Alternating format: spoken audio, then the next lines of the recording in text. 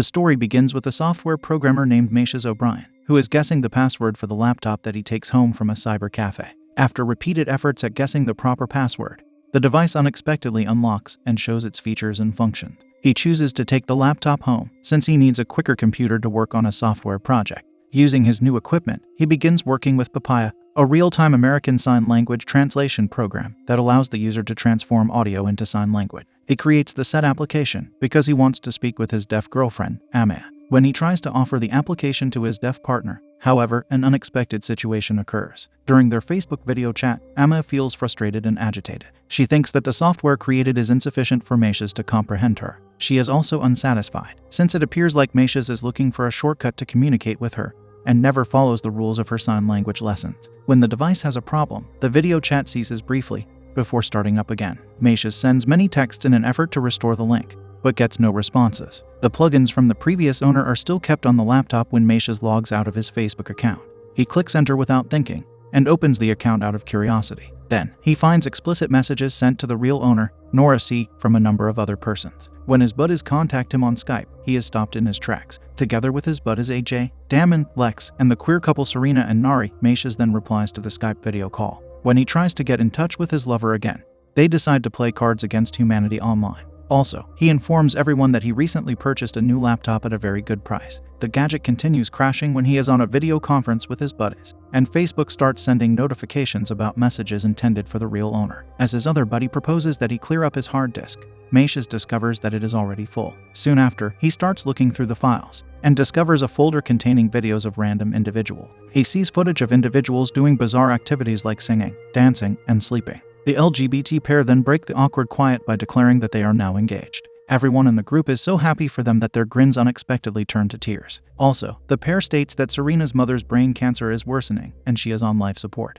A little while later, Macias views a video of his girlfriend and him having fun together. He then tries to communicate with his girlfriend and begs her to speak to him after feeling bad, because they are starting to have video calls again. The tension between Macias and Amaya starts to lessen. When they begin speaking, Macias gets sidetracked by a laptop notification and pop-up message. The girlfriend terminates the connection once more, after observing that Macias is still not paying attention during the video conversation. Macias investigates the notification's strangeness and discovers a message sent to the former owner's Facebook account. It turns out that the account kept on the laptop is used to chat with another account owned by the real owner, Erica. When chatting, the device's real owner irately demands it back, unless he sees another message addressed to the owner. Macias intends to put the gadget back in the cyber cafe. Macias gets a message from Charon68, requesting to negotiate a customized assignment in a secret online location, titled The River, before the laptop can shut down. Macias discovers that Charon is the name of the fabled Hades ferryman, who carried the spirits across the Styx. When he inquires about the person, he hears claims concerning payments made by a user by the name of Charon68.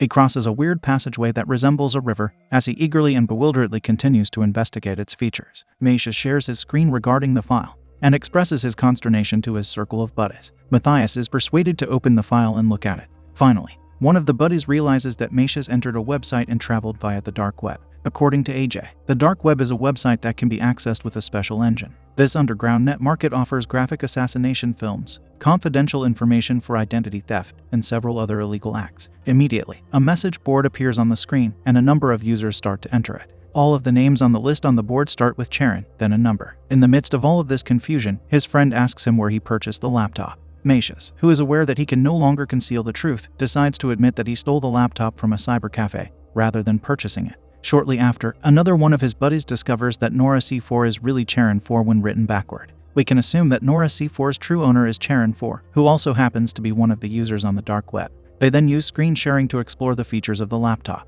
They choose to see a few seconds of the videos, because they are still on a Skype video call. They understand that these are recordings of strangers that were made covertly using their CCTV and computer cameras. This is due to the fact that hackers may turn on the cameras of their phones, laptops, and computers to obtain a video of the suspects of their choice. Macias is asked to click the account link as they carry on their investigation. Suddenly, they are entranced when they find that $10 million worth of Bitcoin is in there. Charon68 posts a message on the bulletin board a short while afterward. Charon inquires as to whether the transaction was successful and brings up trephination. When they discover that trephination refers to drilling a hole in someone's head, they get worried. When it grows darker, they cease communicating on the strange website. Curious, The gang keeps looking through the device's data until a number of videos start to unravel. They watch footage of random girls being mistreated. In the first video, they see a female expiring of thirst, while another girl is ready to be doused with corrosive acid in the second video. Another video follows, of a female getting imprisoned in the bucket. In the most recent video, a girl is shown resting in her chamber when the kidnapper enters and turns to face the camera while flashing a ghastly smile. Macias discovers that the girl in the video is Erica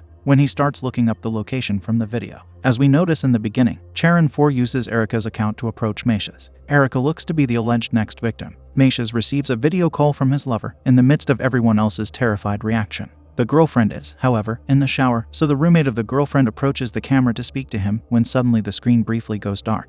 When it returns a few seconds later, an unknown stranger executes the girlfriend's roommate by strangling her before carrying the lifeless body into the closet. The hooded individual identifies himself as Charon 4, who is the true owner of the laptop. He demands Macias hand over the laptop right away. He also reminds the conditions that they should not call the police and disconnect from the Skype video call immediately. If Macias wants to see his lover alive, he must follow through. Macias is also aware that because the laptop is connected to the dark net, Charon 4 can hear and see everything they do on it. Due to the shared call, Macias discovers that one of his buddies is attempting to call the police after they all saw the strangling. Macias fabricates and first says it's all a part of the game he's creating in order to ensure the security of his girlfriend. At the same time as they are all relieved and unhappy, his buddies react. Lex, a buddy of his, departs to take a call. Shortly later, Macias convinces his deaf girlfriend to visit him because Charon 4 is most affected by this ailment. As he recalls those difficulties with learning sign language, Macias breaks down in tears with his soaring passion. He adjusts certain memories from the past to show his love for his lover. The deaf girlfriend agrees to visit Macias' home after they have finally resolved their disagreements. Macias creates a blockchain account and deposits the Bitcoin into his profile to make sure Charon 4 will adhere to his predetermined arrangement. He claims that in exchange for the security of his girlfriends, Amaya and Erica, he will return the money and laptop. Then Macias gets text concerning the money from the hackers once again. The Charons realize that the account had been drained of the funds. Oddly, they pull Macias' screen into the river portal and ask for the code to verify if he is the real Charon 4. In just a few seconds, Charon 4 reveals his face and talks to Macias. To save them both, Charon 4 swiftly delivers Macias the code. The other Charons will execute Macias for his involvement, and Charon 4 for not doing as they were told if they learn about the stolen laptop. While he creates the code, Macias explains the rationale for the transfer of funds to Ethereum. Meanwhile, one of the friends manages to find news about a missing girl named Erica. Macias is once more being questioned by the friends. The Charons now start interrupting their Skype video conversation. They display a video of their friend Lex standing on the roof of an apartment complex. Suddenly, a hooded Charon emerges out of nowhere and pushes the woman over the edge. Their blood becomes cold as they see their friend on the ground. Amaya calls again, and Macias strongly indicates staying on the call while she is on her way. One of their friends is going to dial 911, which heightens the tension. At the same moment, Amaya's signal disappears. Macias shouts at the top of his lungs, telling his buddies that this whole situation is genuine and not a game. Everyone starts to worry and is terrified when they realize they are all in danger. They act as if nothing occurred when Amaya's signal is received. They portray themselves as still engaged in a game. They take advantage of the opportunity to track the locations where the laptop has gone.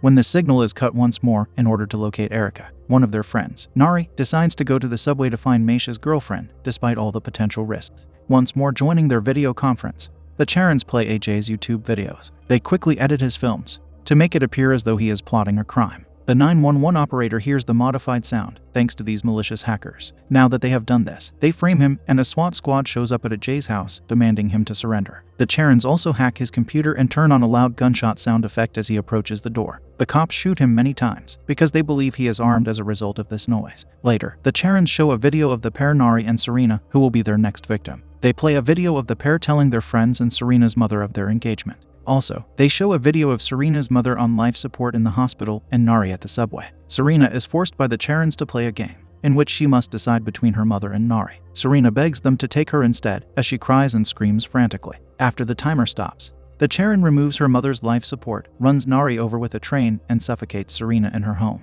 Just Damon and Macias are still on the Skype video conversation at this time. Finally arriving at her starting point, Amaya is prepared to switch directions to get to his girlfriend and save her. Macias makes the decision to leave the house. Damon then begins speaking to the Charons, since he is the only person left on Skype, and says he has been recording everything for the police to discover. But these hackers quickly open Photoshop once more and replace Charon 4 in Erica's movie with Macias. Then, a different Charon delivers an unconscious Erica into Macias' closet to accuse him of being the kidnapper. Next, Macias pauses for a little period on the sidewalk after receiving a call on his phone. Damon explains that the Charons had intended for Macias to bring home the bait, which is the laptop, so it looks like he and his friends initiated the previous crimes. With this, the Charons will avoid any charges of wrongdoing and continue to hide in plain sight. Moments later, another hooded Charon targets Damon in his room. He drags Damon inside by placing a rope from the closet door. Then they go ahead and remove the evidence, before framing it as a tragedy with a note. Then, Macias receives a call from his girlfriend, who wants to know where he is. However, Macias discovers that the Charons also manipulated his texts in order to force Amaya to visit the factory. Another random Charon strikes his girlfriend at the factory, and Macias sees her suffer. At these heartbreaking moments, Macias reflects on why the Charons did all this. They react to a video of him talking about game night earlier. This leads us to believe that it is solely for the Charons group members' entertainment. They then conducted a vote to determine if Macias should also suffer the same fate or not. Later, Erica, the missing girl, awakens in Macias' apartment and cries out to the camera for help. She freaks out when she discovers a hole in her skull caused by trephination. On the other hand, the poll ends with Charon deciding Macias' final breath. The movie ends when Macias is run over by a large fan in the middle of the road. With their job successfully done, and their crimes pinned on Macias and his friends, the Charons take off their masks and reveal their faces at each scene. The audience's point of view is subsequently shown to be from a Charon's computer, and it is later revealed that all of the movie's viewers are Charons who like viewing horror for entertainment.